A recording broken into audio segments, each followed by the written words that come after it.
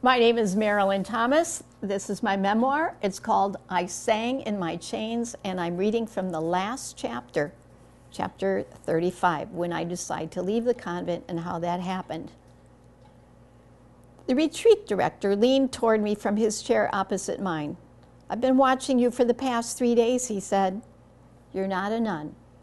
He said it in a matter-of-fact tone. I sat immobile. What kind of a way was this for a spiritual director to be talking to a nun who had come to him for spiritual guidance? I had made perpetual vows. The plain gold band on my left ring finger signified a life commitment to the church and God. His job was to help me fulfill the commitment, not deny it. I've been in the convent for 25 years, I said, wondering what his response to that would be. Already I was beginning to doubt the wisdom of my being here. It hadn't been my idea in the first place. I had taken Sister Felicia's counsel seriously, packing nothing but my Bible. On all the other annual retreats, all of them group retreats at the Mother House, I had come armed with novels. On one 5-day convent retreat, I had read the whole of the Brothers Karamazov. Always part of a group until this retreat, I made sure the novel in question was tucked inside a dust jacket with a title like Holiness in the Spiritual Life or The Art of Prayer. This private retreat was going to be different. Finally, I wanted to learn how to pray, not just say the words and go through the motions. I wanted to know what it really was for saints like John of the Cross and Teresa of Avila, what it really was they experienced when they prayed. I thought most of the sisters were really in God's presence, as these two saints had described it. Now it was time to be brutally honest. Who was I really talking to when I prayed? Maybe I was just talking to myself. That was a personal crisis I wanted resolved. On a larger scale, Vatican II had called so many things about our traditional way of life into question that we as a community didn't know anymore what to keep and what to toss. We even found ourselves redefining the meaning of our vowed life of poverty, celibacy, and obedience. Consequently, I was hoping this retreat would end my doubts. I wanted a message I could embrace. I wanted a commitment. I wanted one that would lie easy on the heart and put my doubts to rest. I had expected to be introduced to my spiritual director as soon as I arrived, seeing him every day thereafter for conferences, mornings and afternoons.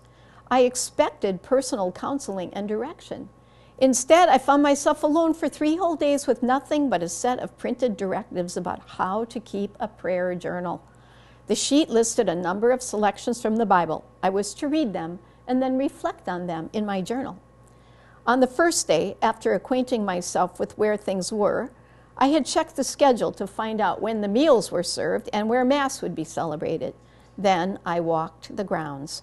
With time on my hands in the evening, I decided to get myself in the right frame of mind for prayer by doing an exercise I had heard was conducted on other retreats. First, I stretched out on my bed and tried to put myself in the presence of God, which meant, I thought, quieting my mind and putting aside all distraction. When I felt completely rested, I reached for my Bible. Then I closed my eyes. One of the sisters had told me how it was supposed to work. Close your eyes, open the Bible to any page at random, run your finger down the page, and stop wherever you feel inclined. Then open your eyes. The text you read will be God speaking to you. I followed her instructions to the letter, but when I opened my eyes, I found myself staring at a blank page. What did that mean? Was it that God had nothing to say to me? If so, I hoped he would change his mind soon because I hadn't come here to talk to myself. Or did it mean that God was giving me a blank slate? Maybe God was saying, Marilyn, I'm waiting for you to figure things out for yourself. Was that it? Or was this exercise just a silly game? I spoke to myself. You simply opened a book to a blank page, that's all. Nothing significant or meaningful about it, even if it is the Bible. On the second day, I read the gospel story about the woman caught in adultery, and I wrote in my journal that I too was guilty. I wondered if during the course of the week, I would end up confessing my own sins of infidelity to the retreat director. How many men had I fallen in love with over the years anyway? I imagined their faces and smiled at the memory of each one. Why did I fall so easily and so often? What was wrong with me? And how could I fix myself? More to the point, how could God fix me? I walked the grounds reminiscing. All of them were forbidden fruit, every man, but I couldn't bring myself to say I was sorry for having fallen. By the third day, I was tired of walking the grounds. I had already written letters to everyone I knew and fell asleep every time I picked up the Bible. I was losing patience. What kind of a retreat was this? I had seen no one. I was living in solitary confinement. Without any novels to read for entertainment, without television or radio, I was going crazy. Since the retreat was silent and only a few other people at the center, I walked the grounds until I had memorized the location of every tree, bush, and rock. Still, no one approached me. Now, finally, after all this time of waiting, this young priest, who introduced himself as Father Neil, had the audacity to announce that he didn't think I was a nun. What did he know about me? We had never met. What kind of training were they giving young seminarians these days? He squinted at me. So tell me, he said, why are you here? What kind of question was that? I had come for spiritual direction. That's what retreatants did. Even though he looked young, his brown hair was already receding at the temples, and his nose, too small for his face, sent the wrong message. One leg crossed over the other, he waited for me to respond. I know I should embrace a life of prayer because it's what sustains us. It's what gives our days purpose and focus. It's the way to connect with God. He rubbed his clean-shaven chin. I don't know if you really think this way or not. Sometimes what people say is not what they believe. I wouldn't be here, I said, if I weren't serious about wanting to be a better religious. He cleared his throat. I don't think I believe you. I tried to remain calm on the surface, even though I was seething internally. He was a stranger. What did he know? I'll admit, I said, that I don't pray when I don't have to, but I'm here to fix that. I thought about all those meetings where the topic of conversation was how we as sisters needed to pray more. A voice in my head always screamed, less! Let's pray less!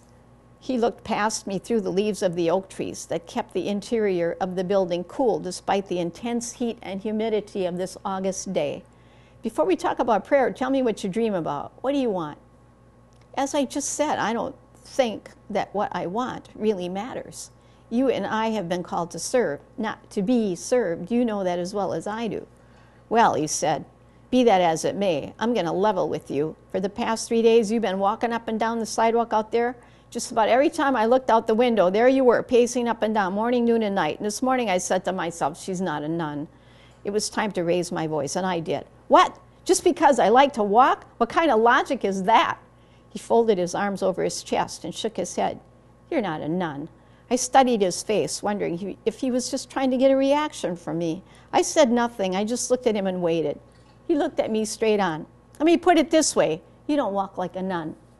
Such silliness when the issue was so serious perturbed me, but I decided to play along. Tell me, how's a nun supposed to walk? He answered the question by shrugging his shoulders and made another observation. You don't dress like a nun. So that's it, I thought. He's one of those traditionalists who won't accept the edicts of Vatican II. We don't have to wear a habit anymore, I said.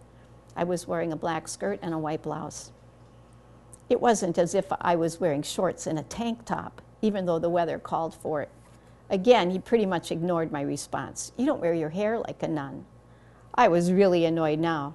This is how my hair is, I said, running a hand through strawberry blonde waves. It's not colored or permed or anything like that. This is how my hair is. Then I turned the question on him. So how do you think a nun should wear her hair? I don't know, he said, but you don't wear your hair like a nun. By now, I had decided he made too many snap judgments to be a good spiritual director. He was cocky, smug, and a real know-it-all. He spoke. What I want to know is, how do you feel when I say you're not a nun?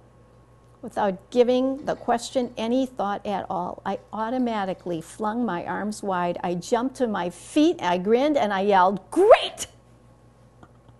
I think he was more surprised by that response than I was.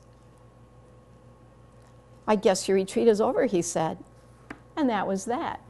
I left the convent.